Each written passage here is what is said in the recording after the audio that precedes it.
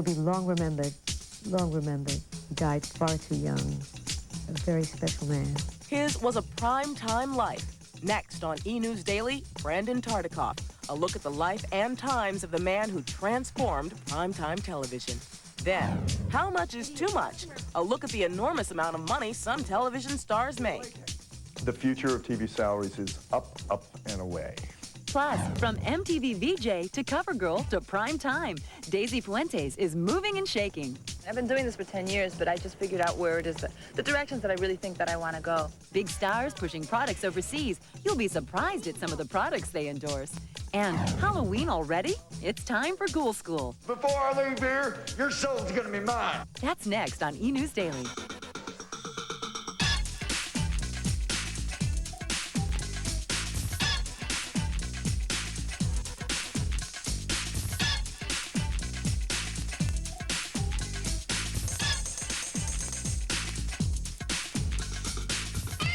Hello, everybody, and welcome to E! News Daily. Thanks for joining us. Steve Pimeco's on assignment. I'm Suzanne Senna. And I'm Gina St. John, reporting live from Los Angeles.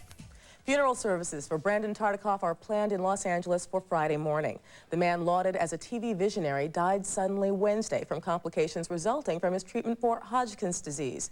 The television industry is mourning a friend and a legend, as Greg Agnew now reports from the E! Newsroom. Greg?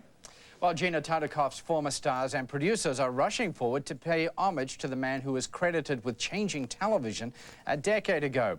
The average viewer may not know his face, but they do know his work. Even the NBC network broadcast a special tribute Wednesday night to the 48-year-old TV legend. NBC and television today lost a great friend and leader.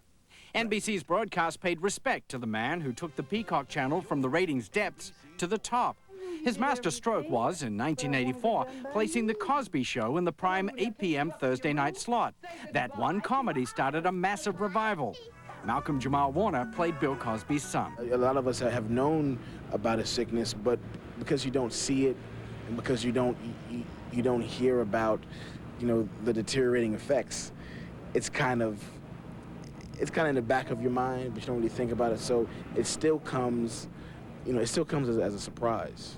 At a time when the sitcom was considered a losing format, Tartikoff aired hit after hit. Family Ties, Alf, and of course, Cheers. Do you know what the difference is between you and a fat-braying ass? Nope. The fat-braying ass would. Tartikoff became somewhat of a legend for his programming concepts. The statement, MTV Cops, became Miami Vice. The Dirty Dozen meets Mission Impossible turned into The A-Team. We all loved him. He was such a special person. He was such a bright spot in this business of cynics and politicians and everything.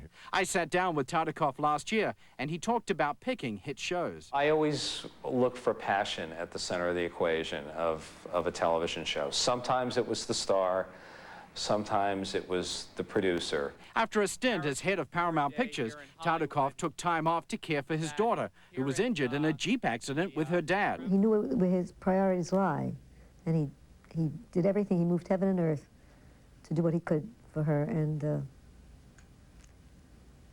he'll be long remembered, long remembered.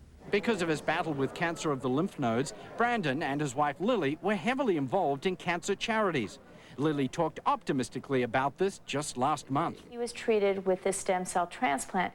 Now, the science that refined the stem cell transplant that came from the Revlon UCLA program was then applied to the stem cell that basically saved Brandon's life just now, which was applied to lymphomas. Despite battling the recurring disease, Tartikoff was still working hard. This was one of his last projects, an entertainment site for America Online.